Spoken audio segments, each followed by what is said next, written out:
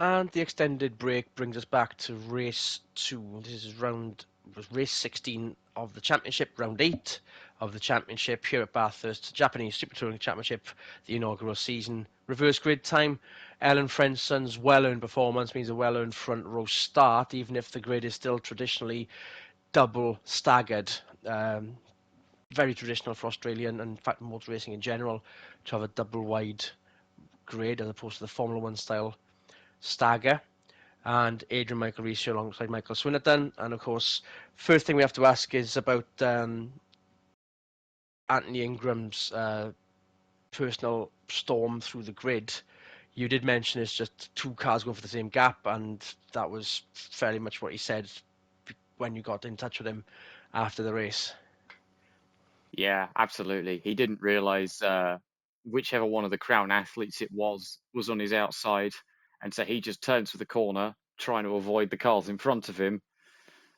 Doesn't realise that he's turned in at a different point compared to the Toyota, and the rest was history. But he did have fun herring on up to the back of the field and then overtaking the cars that he did. So he will start 15th. I dare say he kind of hopes to move forwards a little bit because, He's done I it mean, before. yes, and I mentioned last race how Scaife and Winterbottom have the most track experience here. They do, but obviously Ingram and Butcher have got experience, and Ide have got experience around here Certainly from the do. World Series, so they will also want to put that into effect.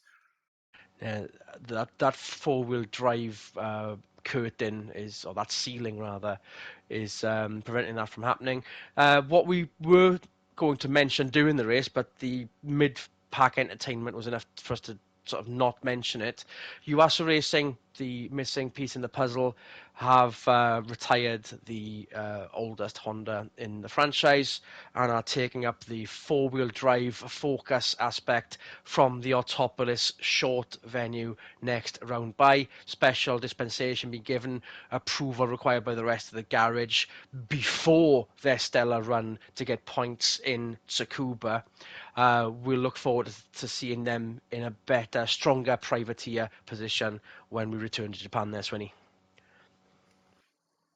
Absolutely, I'm looking forward to that car. I mean, they had the either it was the actual car or like a prototype or a mock-up of something on display at Tsukuba, and oh boy, did it look racy. So I'm hoping it goes as fast as it looks. Especially with the same similar kind of livery. Now then, will Frenson get the win? But Winterbottom's in four-wheel drive, stronger position on the front row. Let's see what happens when the lights go out. Obviously, that was going to happen. Winterbottom leads. Frenson, will she get the dive bomb though? No, she won't, because Rustad and Muto are closing in. Traffic jam round Hell Corner for the first time this evening. Bit of a definite traffic jam further back, as some have to park up, make space for the others. No, before you, no, after you, sir. As the swarm is a bit more widespread. After that, was that? There's Nakajima. We didn't really see him in race 1. Could start up to 10th. Ide and Ingram at the back of the pack then. Winterbottom, Muto, Scaife with an absolute flyer. He's up to 4th now, ahead of Rostad and Katayama. Cutting, the sunset beginning to flicker through the trees at the cutting. That might be even more off-putting than it was earlier. And fingers crossed Ingram doesn't get waylaid like he did in race 1. We shall see that as the traffic jam climbs up through the hills and through the parks. Frenson down to 3rd now as the Genesis duo do their Mercedes impression from round 1. It looks like they're going to be off into the sunset. Yeah, I think not having any traffic in front of you is going to be the be-all and end-all for your race results around here this time by. But there goes Frenson with a dive. She is not taking no for an answer. Here comes the park. There's the park. I'm sure there was words between race 1 and this. Behave yourself in no uncertain terms, but that might just put the organisers' dander up.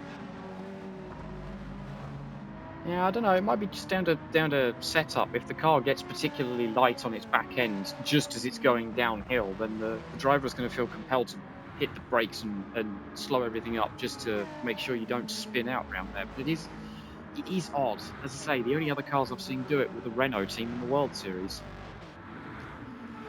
But she's still third. She's got 2 Genesis cars in front of her. Winterbottom leading at his home race. Scaife doing a good job in 4th place there. Again, mitigating the front-wheel drive aspect of his race start and not losing too many positions going off the line. I The don't know power if of he's that going to be able to... Honda could. Yeah, I don't know if he's going to be able to get in front of that BMW and get a podium, but he's going to I think certainly this is want going to to be the battle try. of the race. This one is going to be the battle of the race. If these two in front get away, it's going to be who's going to be on the podium, who's going to make Australia happier this evening. Will it be a German in a BMW or an Australian in a Honda? I think my thoughts are that they will be expecting the latter to happen. Winterbottom on the podium. Looks likely. There's Nakajima. Yeah, you're right. Schumacher We and didn't really Lotto talk about him behind. much last race. He was just sort of there or thereabouts. He's done a very good job to leapfrog a lot of cars at the start to get himself into 10th, because I think he started around the 17th, 18th place. He was very much towards the back. Managed to get away from that traffic jam at the start then. Having Pitsonia in the works, Mazda in front as well, is going to be the dangling carrot as well. Getting away from Schumacher and Lotterer, that's the stick. Yeah, I was wondering how these two Mercedes-Benzes were going to do in the traffic now that they were starting 9th and 10th. And not unlike Alfa Romeo in the World Series, if they're out front, they're a rocket ship. If they're in the midfield, they can't deal with the traffic because they've both lost spaces from their grid position for race 2. And here they are stuck behind a privateer. So we'll have to see if they can work their way forwards at all, or whether this is going to be it for their race this time round.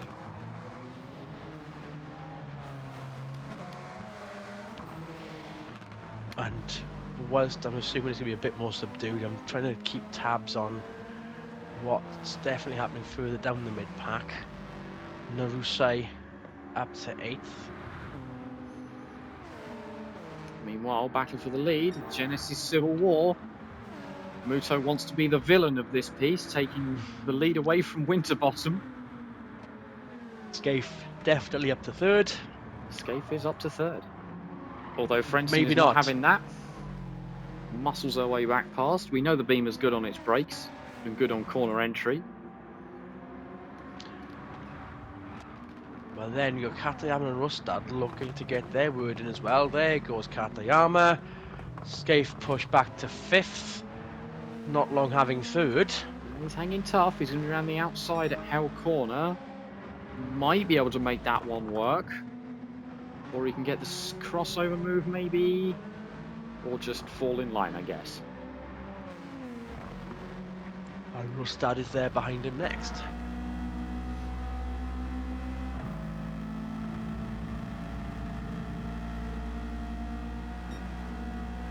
Rustad looks like he might have a bit of momentum. I don't think he's going to be enough into Griffin's Bend here. No. Playing it safe, playing it sensible, behaving themselves, just sitting line astern, not hitting each other. No tripping over each other just yet in braking zones.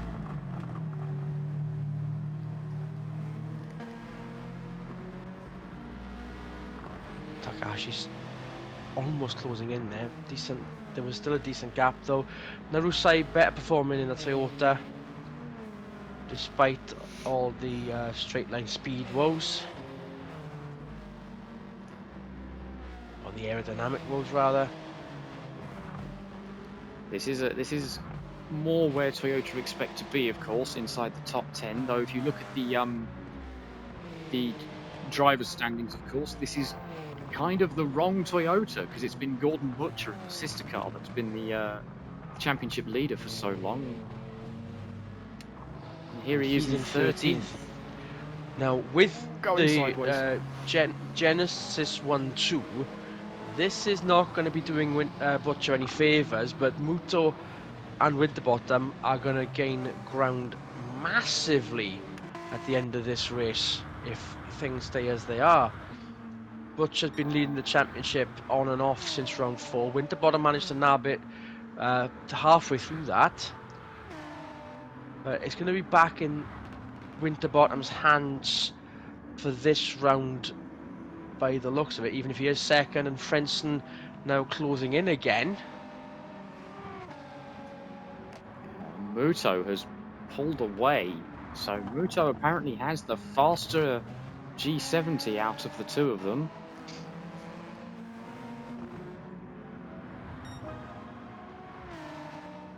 There's a definite gap there. Winterbottom might just be saving his tyres, he might just be playing a bit of a long game here. We'll have to wait and see.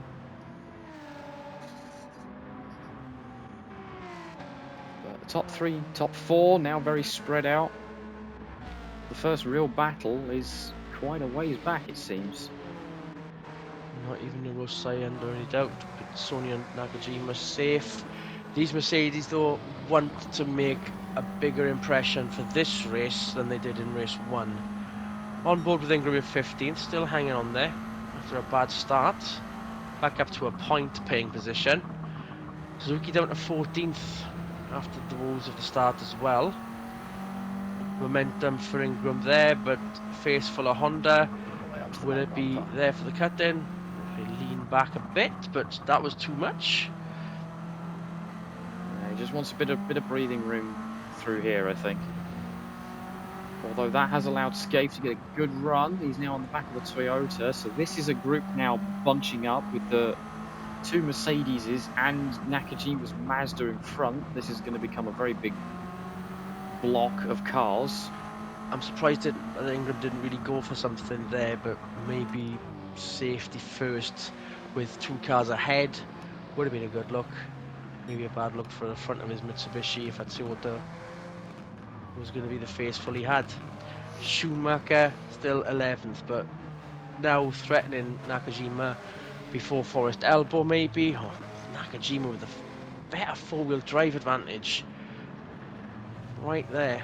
Still safe in 10th, but being held up by Pizzoni on the exit maybe? Yeah, they've all caught Pitsonia just in that lap alone.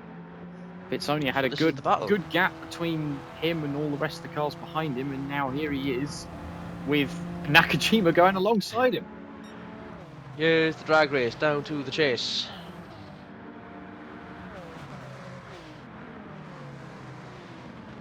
And there goes a Mercedes as well. Coordination, choreography is a must right here. Suzuki also wants to get a word in, as does Butcher. This is the classic several cars tripping over each other that we've seen already into heavy braking zones. Many spanners into many works there. Ultimately, no real changes of position for anybody. It's still the two Mazdas at the head of this queue. Although Butcher, I think, has managed to make up a place on Lotterer's Mercedes there. Split the And two whilst of that's them. happening, Winterbottom is ahead of Muto. The battle has been resumed at the front of the field. Something a bit more entertaining, something a bit less choreographed than Mercedes. At least Muto wants to get something out of this. This would be a scalp if Muto was going to get the win, but it would even be a bigger scalp for Frentzen, who is now on the back of it again after these two had a battle. I wonder if Yeah, I'm not sure what happened to Muto in order to... Because he had a good second and a half, 2-second lead on these other two cars, so I'm not sure what's happened there in order to allow these two to catch back up again. Frentzen getting the dive, maybe not. She had a look. She goes so slow through there. Safely with nobody behind. Not even a Katayama, it's just nothing but oxygen but there.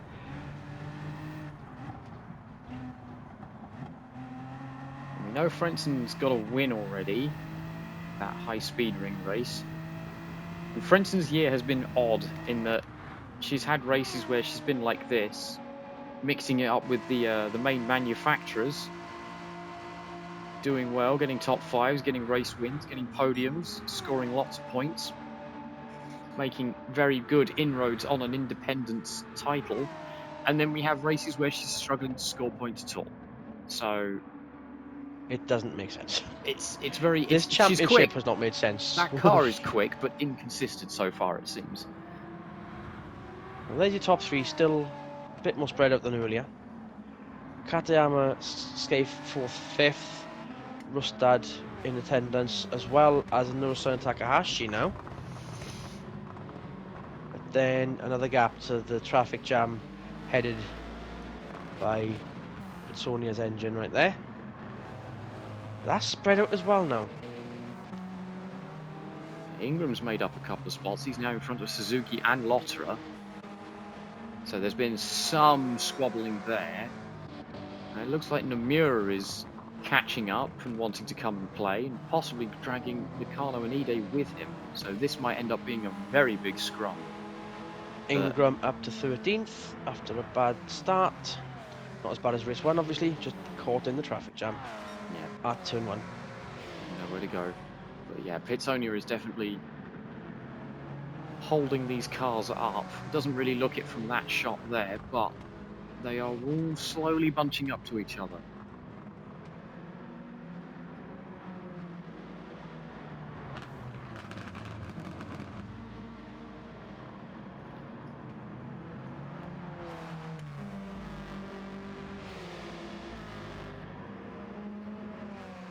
Cars just going line astern, single file. We've hit that point of the race where I think people are just ticking off laps, although there's Ingram going around a Toyota. Score another one for the Mitsubishi. Almost halfway. That was something I completely missed out on. We had a 10-lapper for race 1.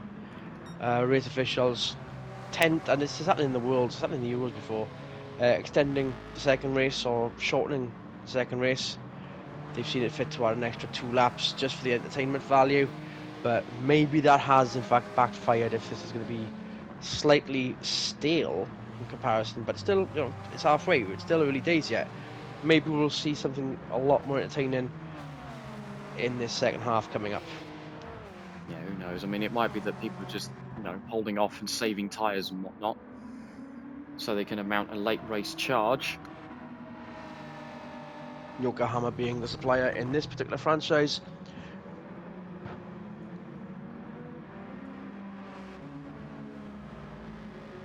A lot of the top 10 just sort of by themselves, not really close to anybody else in order to start having a proper fight.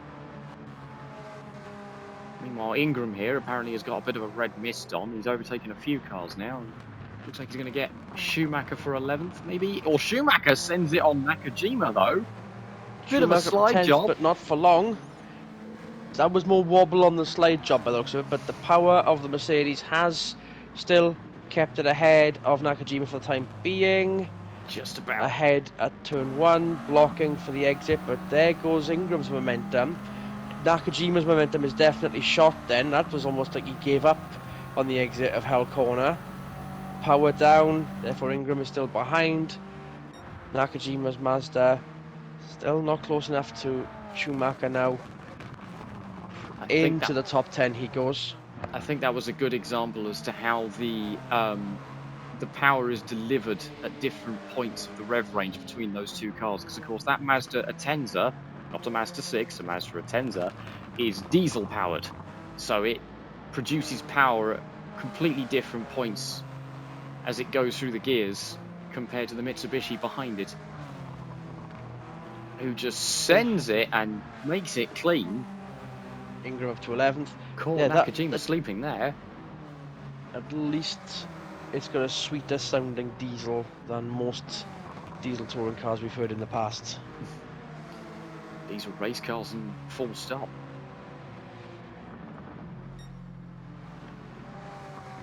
Sun now all over the back of the Mercedes. He's definitely got the. He's definitely on a charge mode. Meanwhile, everybody here, Pitsonia is no longer the cork in the bottle because they have caught Takahashi's Subaru. Takahashi seems to have bailed out on getting any higher up the order. Pitsonia managing to put up some decent fight, but Schumacher is definitely on a charge if he's now into the top 10. I've been stranded outside for so long after the start of the race. They haven't really managed to, neither Mercedes has managed to get through the traffic as we see the Mazda get in front of the Subaru. That was a lot, that was a slipstreaming effort there. Makes it stick through the chase. So Takahashi down to 9th, Pitsonia up to 8th. I don't know how well Takahashi's going to take that one. Mounts a small attack on the way back, but that was too much inside curb at Murray's. That's going to ruin your momentum. Meanwhile, Ingram. Down the inside, maybe not. Not quite. They do some lane switching. All for no avail. Not this time, at least.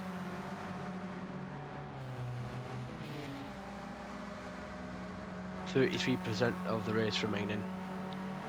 Winterbottom and Muto still at the front. Frentzen still third. Butcher and Toyota should really be the championship favourite.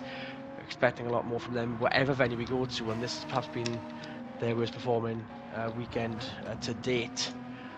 It means that Winterbottom and Muto are going to be gaining hand over fist. And in fact, if we project that now, they are both ahead of Butcher in the Drivers' Championship, let alone the manufacturers.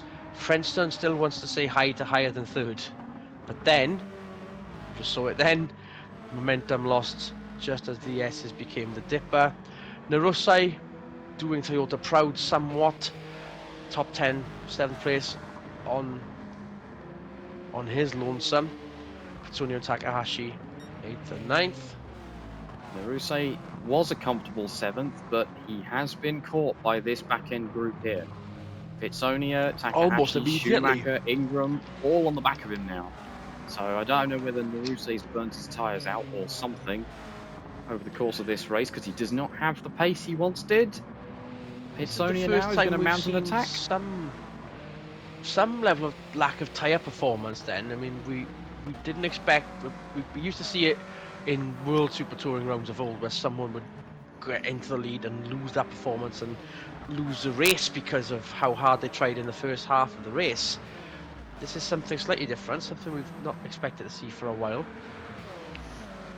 Is Pitsonia going to send it into the chase? I think he has a look. There goes a Subaru as well, trying to follow through.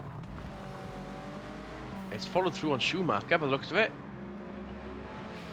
Not quite enough momentum there to get the move to stick, but he's got another opportunity for a dive bomb here into Murray's. Here he comes. Has a look. There he goes. Clean and tidy. Over the curb, yeah. Chops the nose. We've not seen that not for this venue, but we've seen Hondas hitting into the back of cars. We've seen Frentzen hitting into the back of cars as well. Mazda, Pitsonia especially, neat and tidy overtaking is how to do it. And the question is can Pitsonia pull away from this group with his newfound pace and momentum and leave Naruse to have a fight with Takahashi and Schumacher and Ingram? Or is this just going to be a continual squabble for 7th place? The squabble continues. Have to see what they do over the top of the mountain. I think that's where the Toyota is at its weakest, is the second sector here. Ironically, where Frentzen's BMW is at its strongest.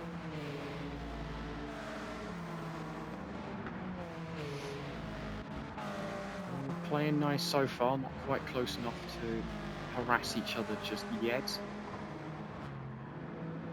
And there goes Ingram all over the back of that Mercedes. Still hasn't found a way past.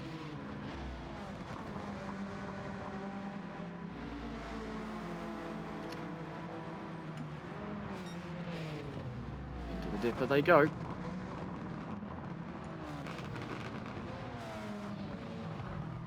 Ingram in a better position for this race. I suppose this is where it should have been for race 1, maybe. We'll never know. He's been in better positions at Bathurst for the Worlds. So has Butcher. So has E-Day, to be fair. But that's going to be a dead rubber. And given the strong performance of the Chaser Team Crown athletes, they won't mind being where they are right now, if it means better positions in Japan later on this season. But I think everyone else has in fact caught up, including these two. I think that was only a matter of time with how underfunded that team is. I mean, they have picked up other sponsors thanks to their good results, but that was only a matter of time, sadly. But we know that car's still got some pace and performance potential in it. So who's to say that they won't have another flash in the pan, good performance somewhere? Can never rule them out. Plus, we know Ide is a capable of pair of hands, and the Miura is one of the few multiple race winners this season. So he's already proved himself. Skate from Katayama here, 4th and 5th, just in their own little buddy club. Thunder down under, buddies. Rostad only following 6th. Pitsonia still 7th. Slowly pulling away from the Toyota though, but Takahashi's not close enough to start harassing the Rusey at all. So I think That this battle fight is might spread have out again. mellowed out, yeah.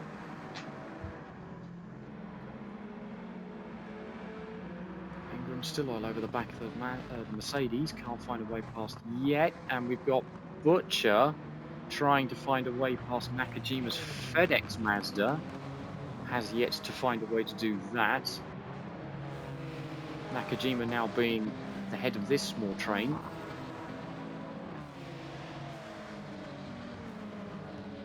Which is caboosed by Nakano's Mitsubishi here. So this is an unfortunate fall from grace, considering this car qualified 3rd at the start of the day. Absolutely.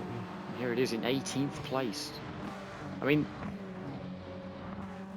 I have heard through the obvious grapevine that this team and this car, they're struggling with lift-off oversteer on corner entry, which is causing the car to be unstable. And they keep like that. There we and go. they keep trying different things to try and fix it, and they haven't quite hit the nail on the head just yet. So this problem persists where they For can... Nakano maybe, but let's look at Ingram's performance through perhaps some similar turns then. 11th place. Braking area for the chase coming up, so that's wobble on city for certain drivers, but Ingram now of some experience, it must be said. First time in 4-wheel drive competitively. Seems fine and stable there. I do think Ingram meant for Nakano's side of the garage, as it were, out of these two Mitsubishi cars.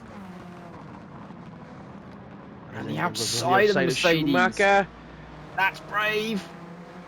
And it still is. Will it get the power down? No. Will it get another chance? No. Or maybe, okay. Let's jinx it positively, shall we? There we go. 2 wheels on the grass. That's how you do it. But that Mercedes is still there, and is still going to get 10th place. Yeah, that Mercedes has got the straight line speed on the Mitsubishi, but I think Ingram's got him round the corners. He just needs to find space to get around him. He's getting more and more impatient as the laps click off, and he's only got a lap and a half to do it. So he's going to be very aggressive now on this lap, I think.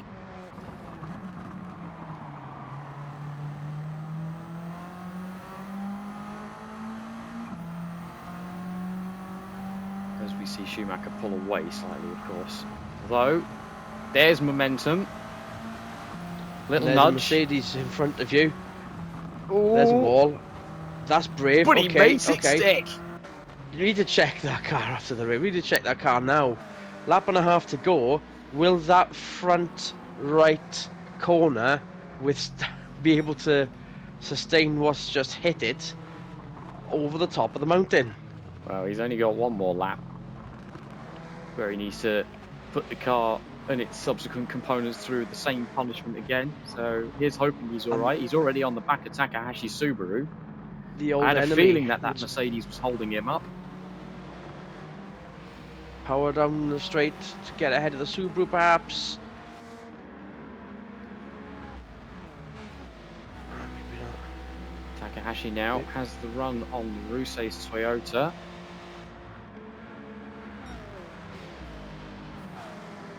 The leaders have now started their final lap. Winterbottom has got one more run to hold off everybody. Pitsonia with a look into the chase. Gonna make it stick? Not quite. Too much inside curb, I think there was the ultimate killer of that move.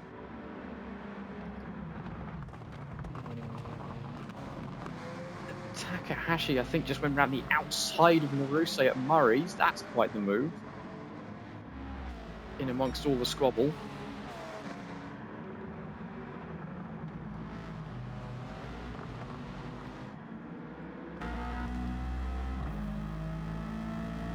Lots of tripping over each other, as has become customary. And now we venture to the last lap. Winterbottom and Muto still at the front of the field. No battles, I think. Order has been called for. Do a Mercedes. Keep everyone happy. Muto might not be. Frenson still third though. So a fantastic weekend for her. Much better than what happened at High Speed Ring. Romping at race 1, but capitulate for race 2. This is a better day performance-wise for that privateer Mercedes. Schumacher still 10th with Ingram, wanting that position as well, even though it's not for pole at our top of the short where we are next. Round the outside then, okay, and left Schumacher for dead. He did that last lap, and Schumacher somehow managed to get back in front again, so he's just got to repeat the same move twice. Hopefully he can make it stick this time. He's now got Naruse in front of him instead of Takahashi. He'll have to stick it out down the Conrod, because I think that's where the Mitsubishi is at its weakest, is it's lacking straight line speed compared to everybody. Meanwhile, the leaders here.